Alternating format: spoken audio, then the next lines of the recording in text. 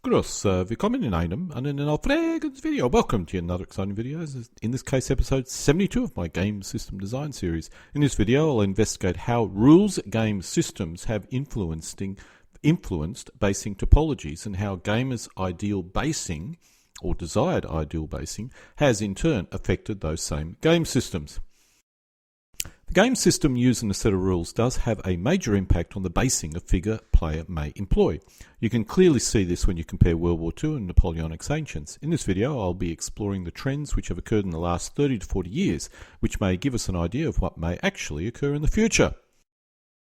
The initial basing employed by gamers were all figure-based. One figure equals one base. This is still being used for skirmish rules today, and as long as you only have a maximum of 50 figures, it's very manageable in a game. However, many early Napoleonic rules used one figure per base system, but grouped these figures into units of 12 or more figures. This gave players and rules designers maximum flexibility, allowing units to adopt line, column, square as required, allowing casualties to be removed figure by figure, and allowing figures to skirmish, which was all an upside. The downside was once the number of figures per side exceeded 50, the effort in moving units became annoying. Early rules had little if any manoeuvring, so the issue was mitigated to an extent, but eventually someone or something had to change. The next development was grouping more than one figure on a base, or element.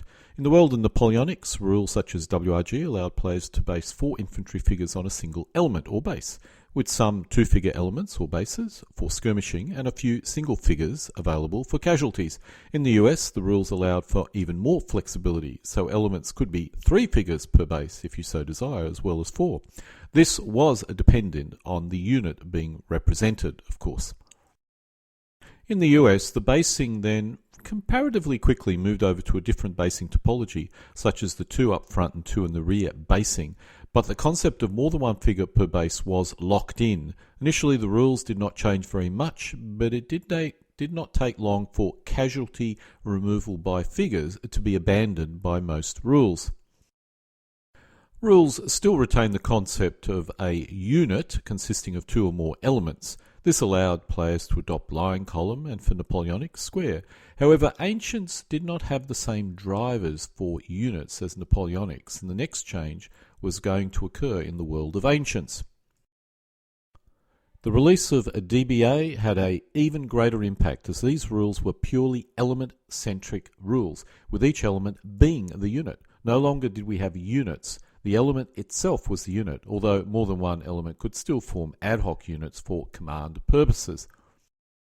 Initially, this did not have much impact with basing. Players still used the old basing, but with the release of DBM and then DBMM, the concept of double elements started arriving.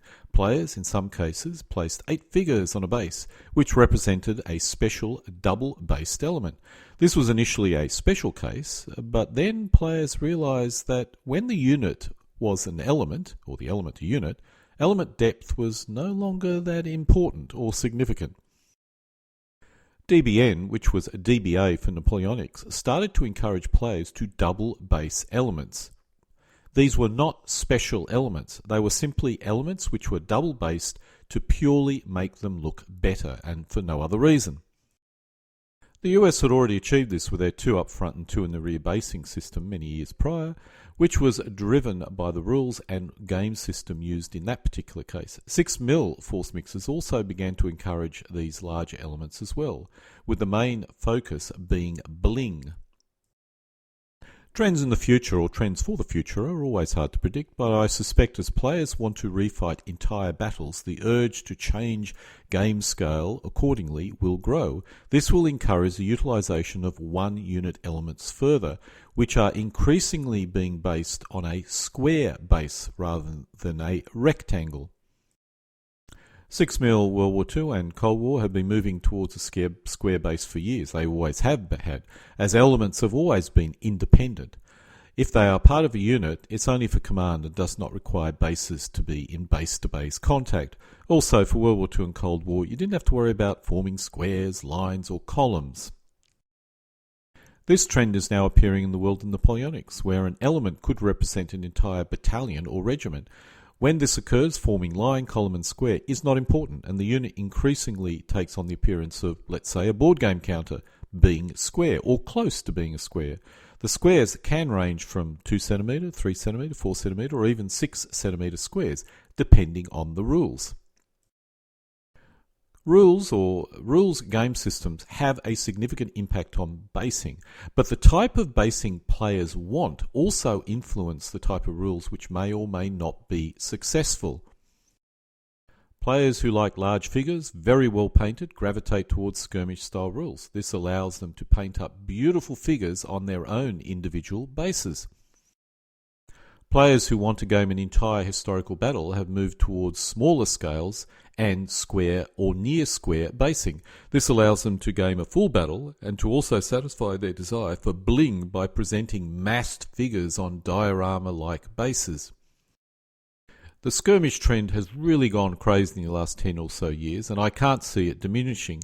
It's very attractive for new players, and even seasoned players gravitate to these type of games, especially in a club environment. The group of players or type of players who wish to game entire battles gravitate towards the monster game or the board game like game system schools of thought.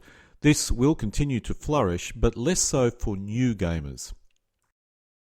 And so we come to an end of my rather short episode 72 of my video on game system design. In this case, analysing the effect of game systems on basing and the kind of basing that players prefer in terms of how that has influenced game system in turn. Alle guten Dingen, kommen zu einem Ende.